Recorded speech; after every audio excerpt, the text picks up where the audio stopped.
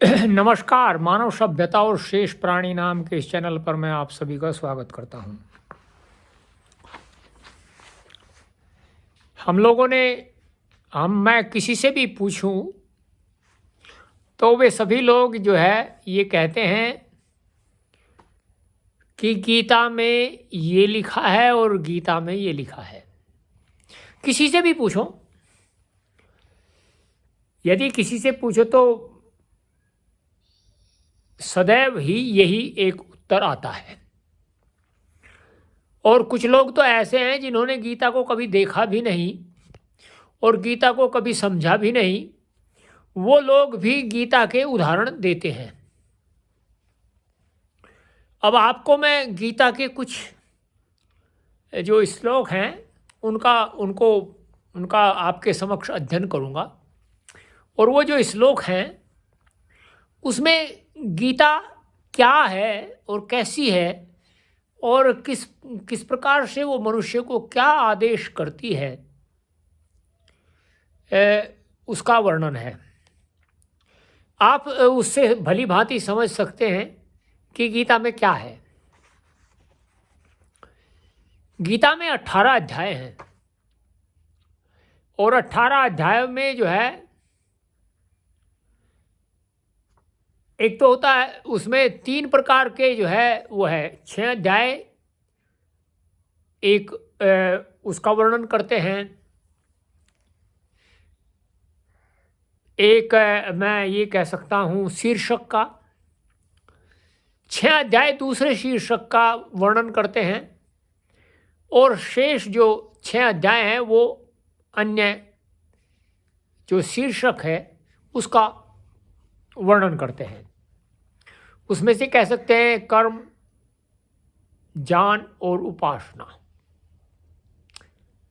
तो इनका वो वर्णन कर रहे हैं। तो अब जो है इसमें एक 6ठा अध्याय है। 6ठे अध्याय में जो है बड़ा सुंदर ये है,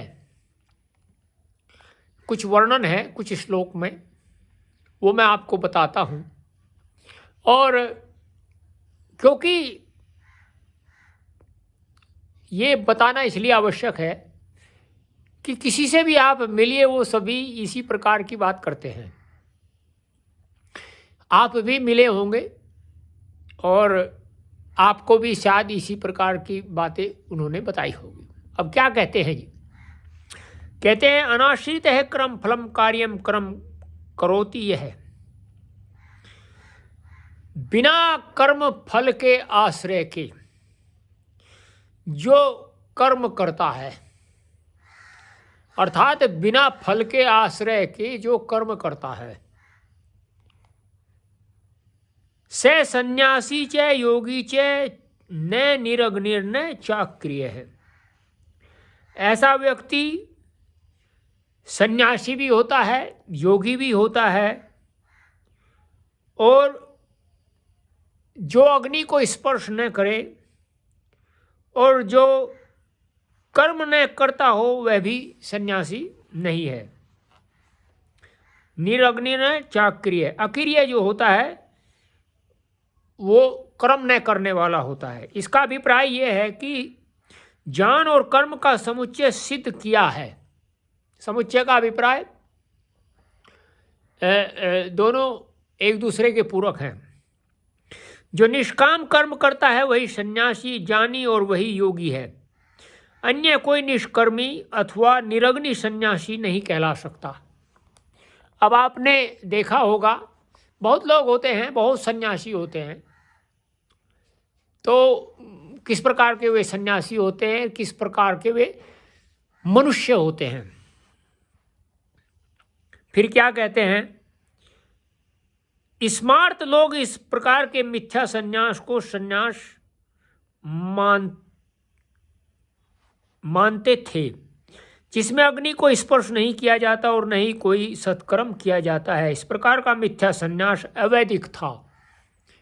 अभी भी लोग ऐसा ही करते हैं।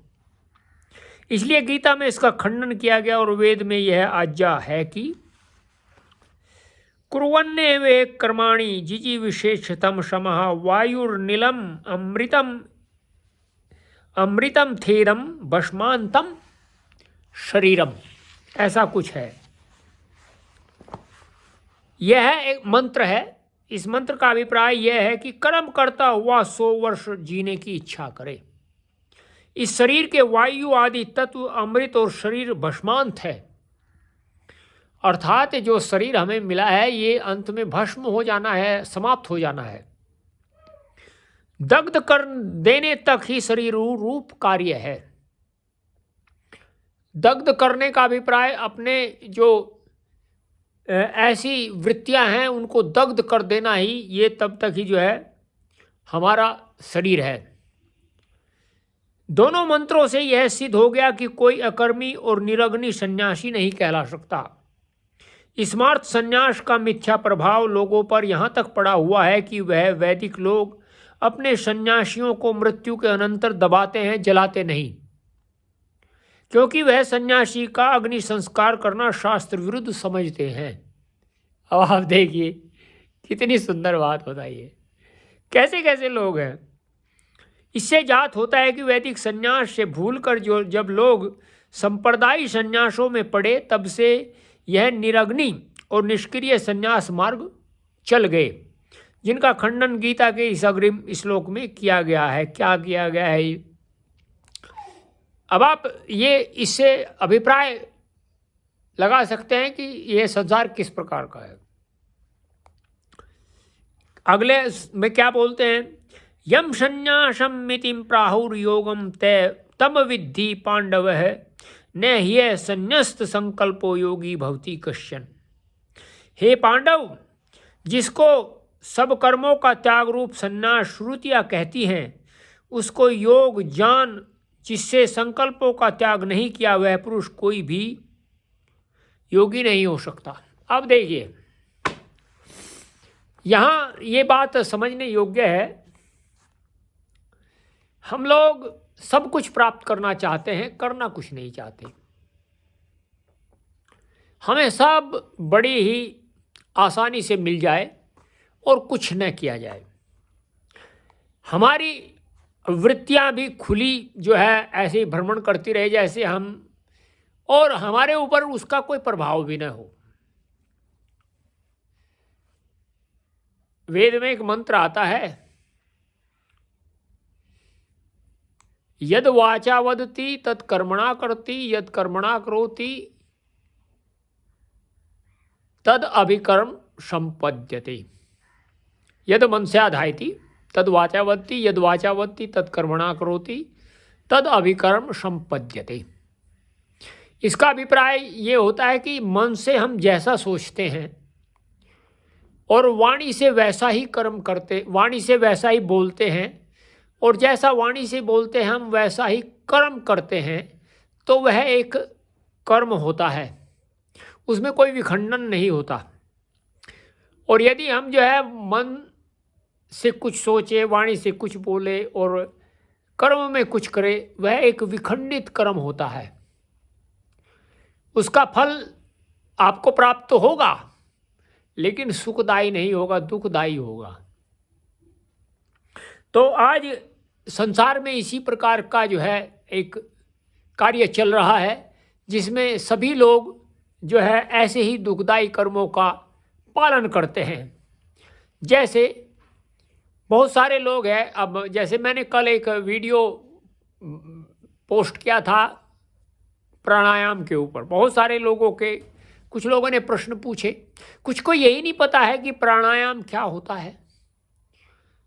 तो उन्हें इसलिए नहीं पता होता है कि वे जीवन के लक्ष्य को नहीं समझते, वे जीवन को समझते ही नहीं हैं।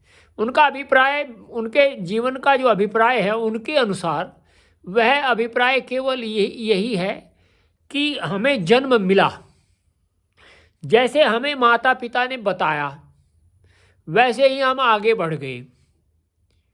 आगे बढ़ गए क्या अभिप्राय यह है कि उन्होंने भी विवाह किया, उनके भी बच्चे हुए, उनकी जो है विवाह हुए, उनके भी बच्चे हुए, तो ये बस यहीं तक समाप्त हो जाता है सबका कार्य। किंतु ऐसा नहीं है, और भी बताएंगे आपको आगे। आप इस चैनल को सब्सक्राइब करिए, लाइक करिए, शेयर करिए और कमेंट करिए। और आप जो है ये सब क्यों मैंने आपको बताया, ये कल की वीडियो में आपको बताऊंगा। नमस्ते।